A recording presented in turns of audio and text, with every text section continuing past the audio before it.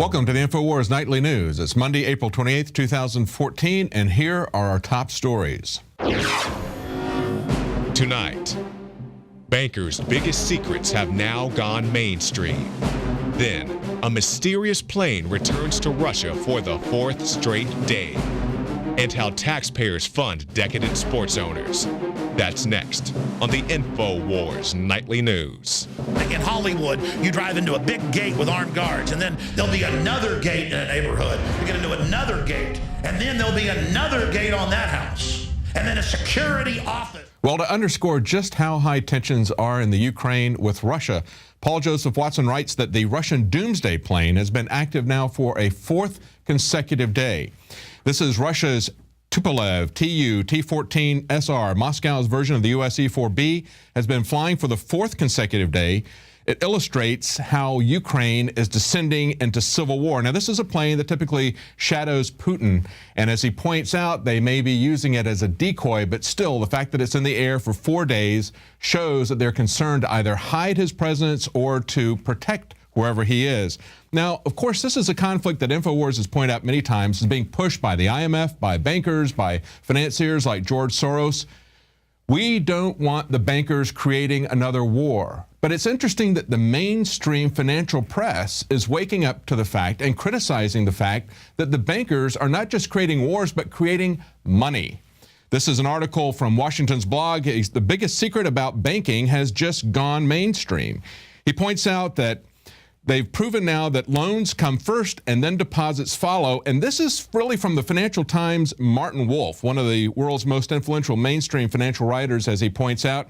He says that banks create money out of thin air, and because they do, they should be stripped of this power and limited to normal depository functions.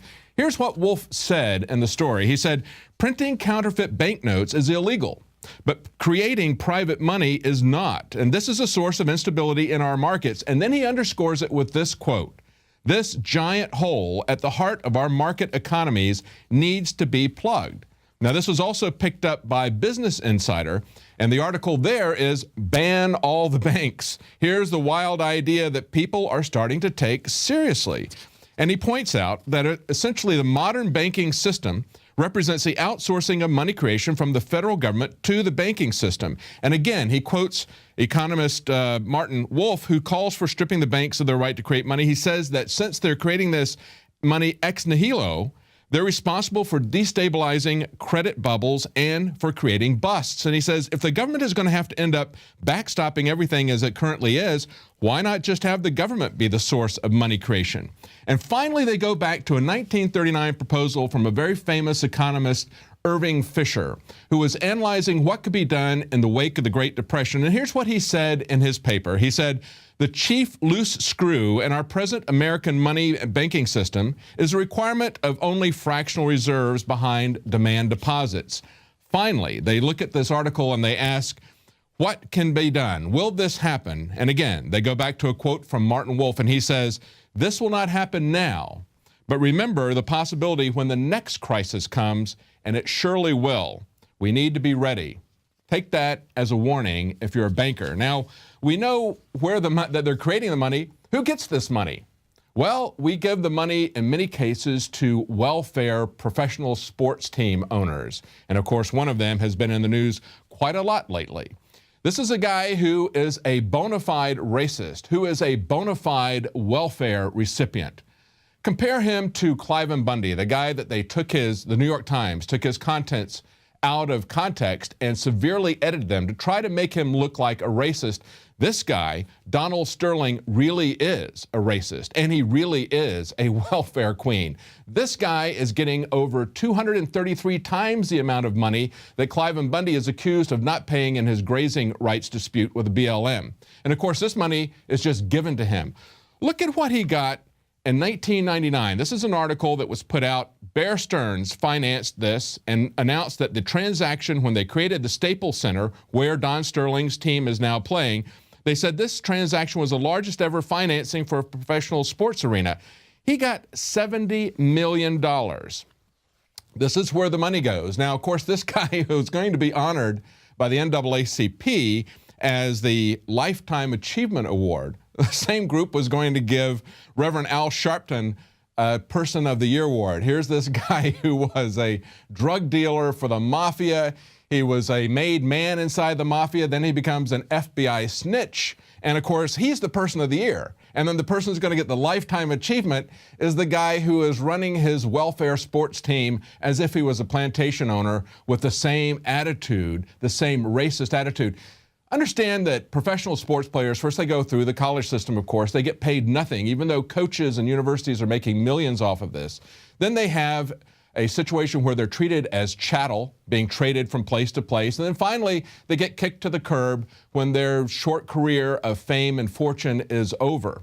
And this is the group of people that this professional sports team owner who gets millions of dollars, and of course, $70 million was a lot back in 1999, but of course, now they get hundreds of millions of dollars, approaching close to $1 billion in welfare for these wealthy sports team owners. But you know, he's not the only one. Look at Arnold Schwarzenegger, for example. Here's a guy that the Simon Wiesenthal Center was going to give an award to, even though he had clear Nazi connections. They said he may be the son of a Nazi, but Arnold will get a Jewish award. Now, this is from the LA Times back when he was getting this honor, and they point out that even though there was an unauthorized biography that reported a lot of connections between him and his father, and of course his father was a Nazi in Austria, he volunteered for the SA and was an officer in the SA. And of course, there were reports in 1992 from Spy magazine that Arnold enjoyed playing and giving away records of Hitler's speeches. He thought that Hitler was a great man and made those comments on film, reportedly, in the Pumping Iron documentary. Of course, they did not use that in the final version. And then he said, I didn't think about money. I thought about fame, about just being the greatest. I was dreaming about being some dictator. Well, you know, Arnold, if you want to be a dictator, probably the best place to be is in American politics, because it seems like that's where everybody is acting like a dictator. But it's not just him. It's our current dictator-in-chief again. Obama winning the Nobel Peace Prize. Look at that. Of course, he has absolutely no reason to win the Peace Prize. Look at when he first took office, and this is a story from the Huffington Post. They said the announcement drew gasps of surprise and cries of too much, too soon. Yet President Barack Obama won the Nobel Peace Prize because the judges found his promise of disarmament and diplomacy just too good to ignore. So how's that promise working out for you now? Obama, the Nobel Peace Prize winner, is now the drone assassin. And of course, Arnold Schwarzenegger, the Nazi sympathizer, gets awards from the Jews.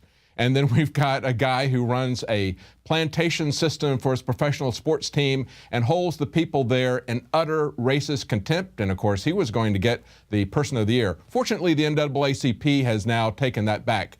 But what do you get? Well, you get singled out for loaded weapons in your face when an automatic license plate reader misreads your tag. Look at this story from Tim Cushing at TechDirt. Cops draw weapons on driver after license plate reader misreads his plate. Now, according to the Prairie Village Post, earlier this month, lawyer Mark Molnar was driving through a Kansas City suburb on his way home from his wife's sonogram. That's right, a pregnant wife who sees this from a parked car nearby. All of a sudden, his BMW is blocked in front by a police car as another officer in a motorcycle pulls up behind him. He said, he did not point the weapon at me, but he definitely had his gun out of his holster. I'm guessing that he saw the shock and the horror on my face and realized that I was unlikely to make more of a scene. Well, what they did was the automatic license plate reader read a 7 instead of a 2, and it returned it as a stolen vehicle. And of course, they doubled down and said that if he was 100% sure, the officer would have been able to conduct a felony car stop, which means that both officers would have been pointing guns at him while they gave him commands to exit the vehicle. This sounds just like Terry Gilliam's Brazil, where they mistake Buttle for Tuttle and a guy gets a full-on SWAT team raid. But this is what we have always warned about. When they start using this universal surveillance and start triggering things just like they did with this automatic license plate reader, they're going to be looking at people who maybe are bending down to change a tire. And that might look very much like somebody's trying to steal a car. And we know that since the police are so trigger happy and are so quick to shoot first, this is going to cost innocent lives unless we change the rules of engagement. And there's no better example of that than this story from the Mail Online, which is talking about an officer in Knoxville, Tennessee. A Tennessee sheriff's deputy is fired after he was caught on camera choking an unresisting college student until he passed out. Now, fortunately, he was fired, but this is really amazing. Look at these pictures. This student, this college student, has his, now of course he was accused of having a cup that smelled like it had alcohol. And there were a lot of college students that were very unruly that were throwing things at the cop, so it got the cop's blood up. But look what they did. They've got him handcuffed behind his back, and this cop in front, that's the one that you see right there, he's the one that was fired. He is choking this guy unconscious. The guy is offering absolutely no resistance. The other two officers are just as guilty. They're standing by, holding his arms behind his back where he's handcuffed. This is what we're seeing all the time. This is what we were really concerned about at the Bundy Ranch. This is why it became a national story, why Paul Joseph Watson picked it up.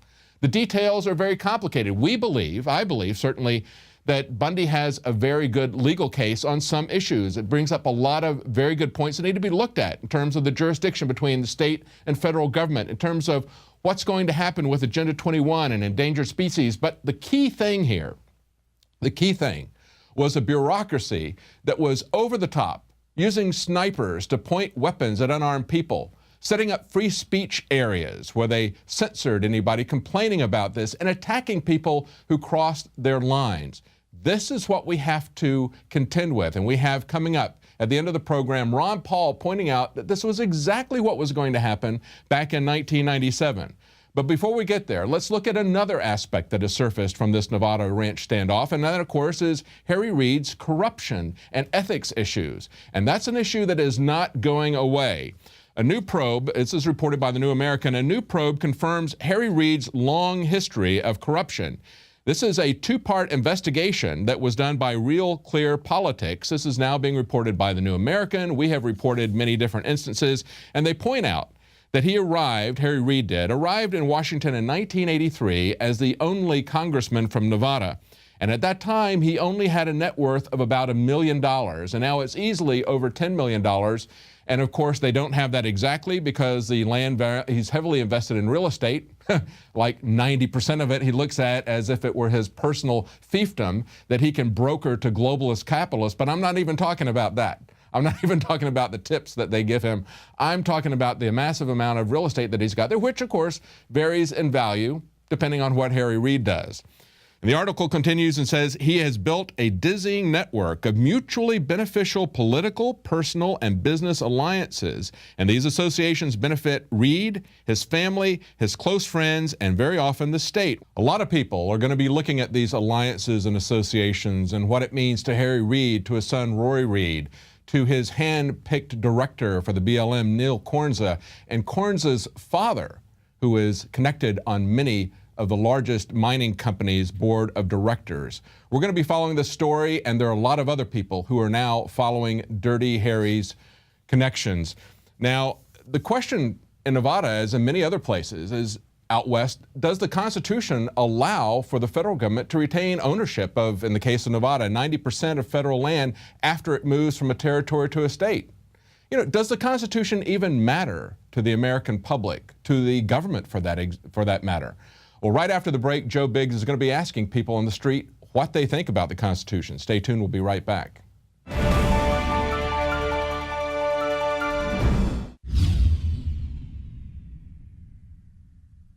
From the water table to our soils to the atmosphere itself, our world is becoming more and more toxic each and every day. But it's not just the air outside that's toxic. Indoor air has been shown to have 2 to 5 times higher concentrations of pollutants than even outdoor air. And most Americans spend 90% of their time inside using toxic chemicals within their homes. There are more than 42 million smokers in the United States. Well over 1,000 types of mold and mildew linked to numerous conditions. And don't forget the fact that 6 million Americans live with pets they're allergic to as well. When I began to research these statistics, it was clear to me it was time to start cleansing my lungs in order to combat the toxic environment that we cannot escape, but that we can fight back against. Made with organic and wild cultivated herbs and manufactured in the USA, the new INFOWARS Life Lung Cleanse is here in a convenient spray bottle that can be brought with you throughout any toxic environment. Now available exclusively at InfoWarsLife.com or by calling toll-free 888-253-3139.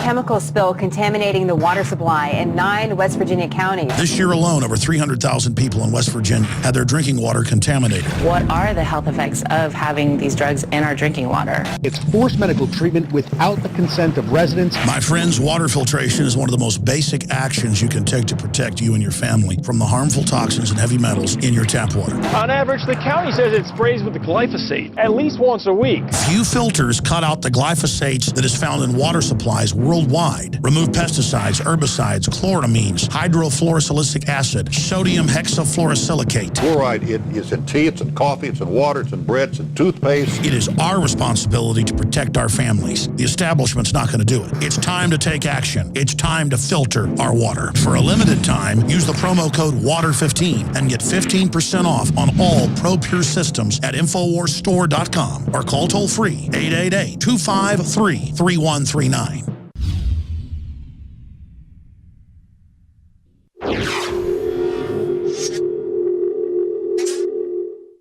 Today we're out here on the streets asking people why they think the Constitution's outdated and whether or not we should take away or add to. Let's see what they have to say. I don't know a lot about this stuff. I really don't. I should. Well, you should know about that. I mean, this is we share this country. I know. You know, we we should all be proud Americans, and we should all know these things. You know. You're right. I know. Come on. I need to learn more about it. I'm sorry. Yeah, you do. No, it's not outdated. I can't even think of any right now, but I know that some of it is because it needs to be re-looked at. A lot of it, the gun rights, I think, need to be changed. I think it's not an outdated document. People have to follow it more. What do you think about the right to privacy? Oh, well, they definitely overstepped their bounds on that one. With the NSA? Yeah, definitely. How does that make you feel? Like I'm being watched all the time.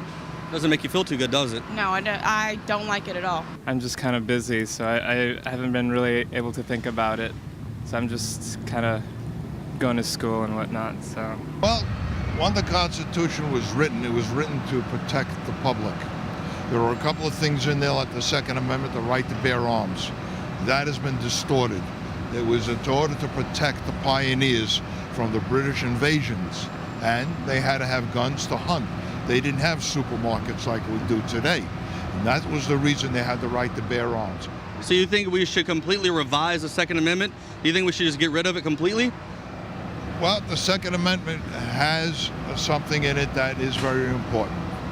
I think that if you are in a situation where you need to bear arms, yes. What that situation would encompass, I can't say.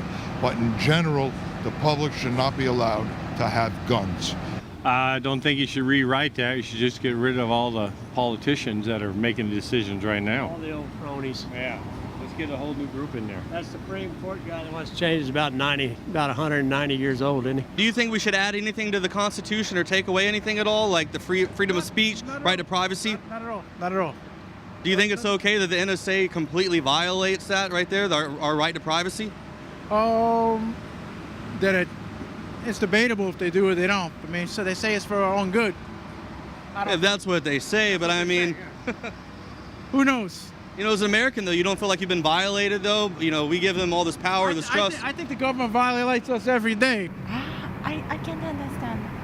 I don't know. Like, I go to school here, but I'm from Colombia, and my whole family lives in Colombia, so I really... Well, you're here. You should care about it. It affects you. No, I do care about it. The thing is, like, I don't feel educated enough to say, like, I completely support this. We are living in a world right now that's terror-ridden. It's got a lot of problems, murders, robberies. But that's always been going on. Yes, but the only reason is, though, is the social media. Now you just have more viewing of it. And I think that's wrong, too, because there's a lot of copycat crimes going on, all right? School shootings, they publicize it. Why? Somebody says, hey, that's a good idea, I'll do that, too. Things like that are wrong. The media has to stop publicizing crime, and they're doing that. So you don't agree with the First Amendment, the freedom of speech then, the freedom for press? I absolutely do. You just think it should be monitored? Absolutely. As you can see, there's a lot of varying opinions about the Constitution. Some people know, some people don't, and some people flat out just don't care.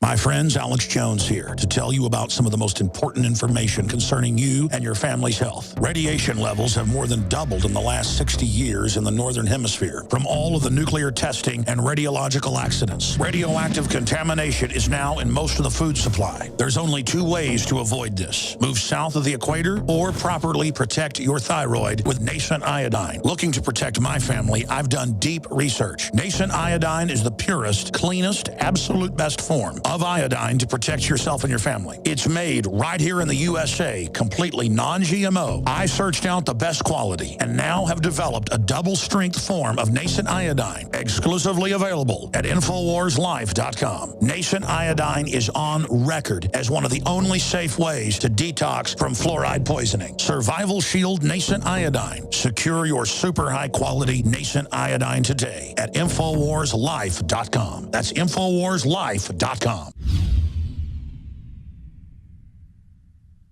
Hi, I'm Shane Steiner. A lot of you have been following my progress using Super Male Vitality. The last 19 weeks has been an incredible experience. I was feeling a little down and lethargic during the holidays, and none of the supplements that I was taking were doing any good. That's when my longtime friend from high school, Alex Jones, introduced me to Super Male Vitality. I was a little skeptical at first. Not only would I have the energy to work out and go to the gym, but it was actually the changes were happening to my body a lot more rapidly. My whole mood, my libido, everything had completely changed. The concentrated organic herbs, they stimulate your natural systems to produce the natural hormones that you need. I just really wanted to bulk up and hit it hard, and I went in for about the first 5 weeks and was lifting heavy weight and just really hitting it hard, and I gained 20 pounds of muscle immediately. Since that, I've decided I was gonna lose some weight and slim down. I just changed up my workout a little bit, and 35 pounds came off. Folks, this is not a joke. This is not a gimmick, it's real. Super Male Vitality, available at InfoWarsLife.com.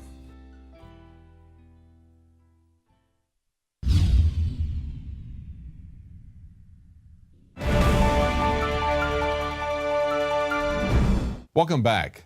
Now, there's many aspects to the Nevada Bundy Ranch standoff, but the one that drew our attention, the one that made it a national story, was the iron-fisted tyranny of the BLM.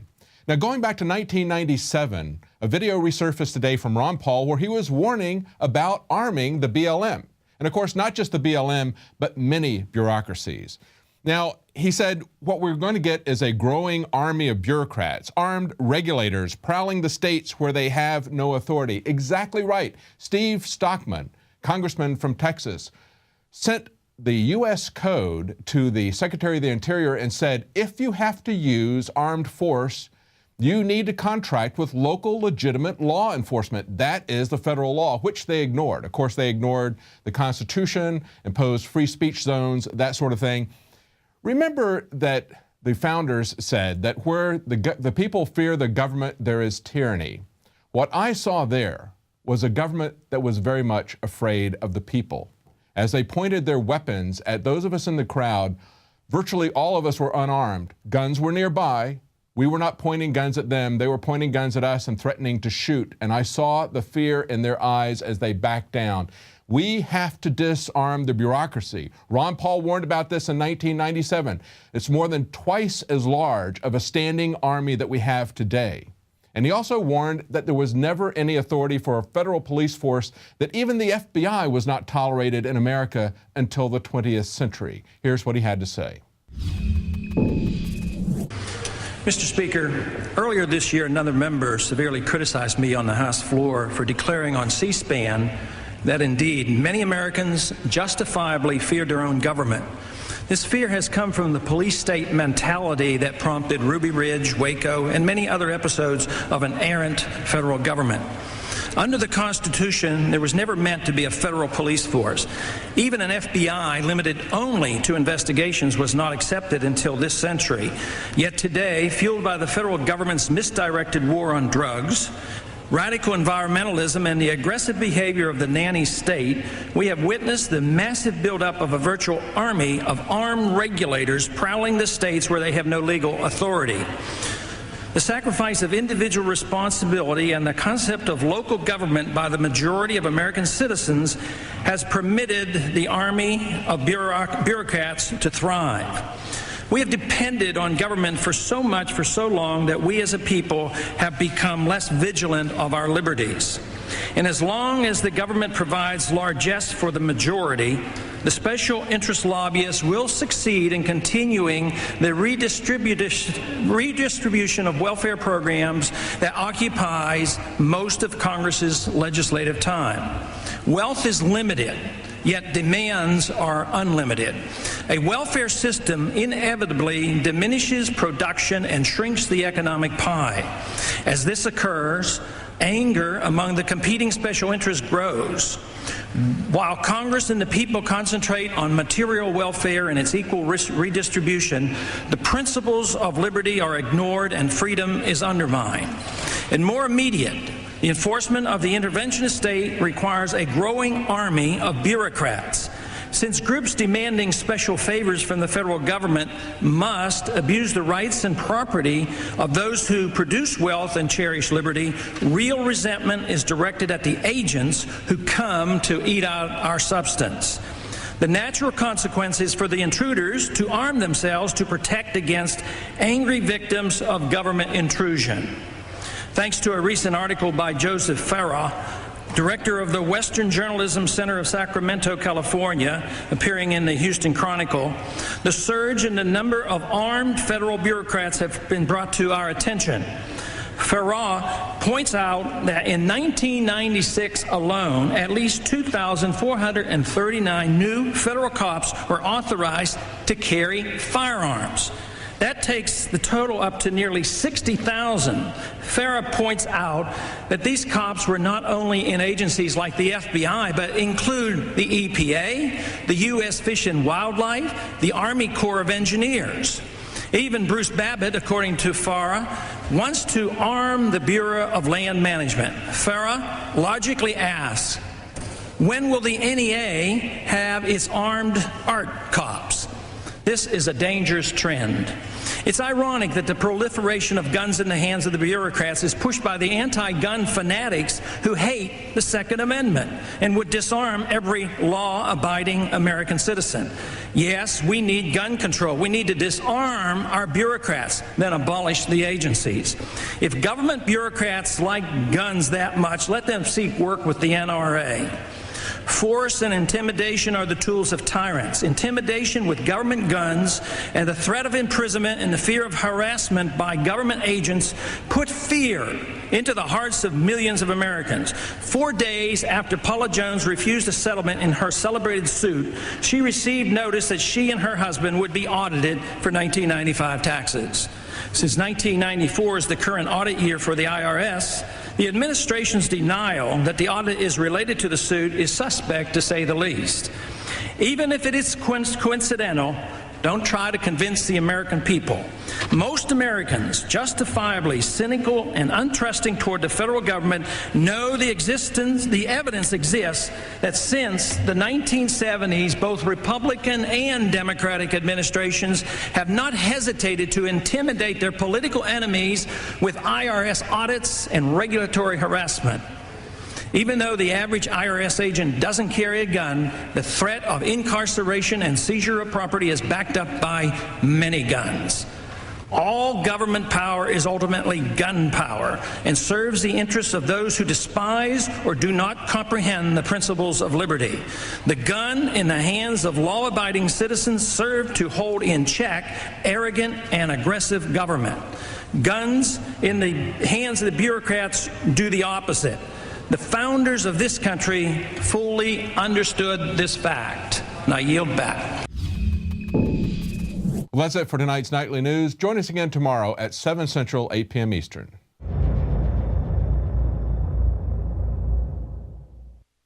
Celebrate the spirit of freedom and liberty upon which our nation was founded at InfoWarsShop.com. Molon Lave is ancient Greek for come and take it. This popular design combines both classic Greek Spartan imagery with modern M16 assault rifles. Now available in women's tees and proudly made in the USA. Celebrate the spirit of 1776 with the George Washington brass belt buckle or this incredibly sharp-looking 1776 hat.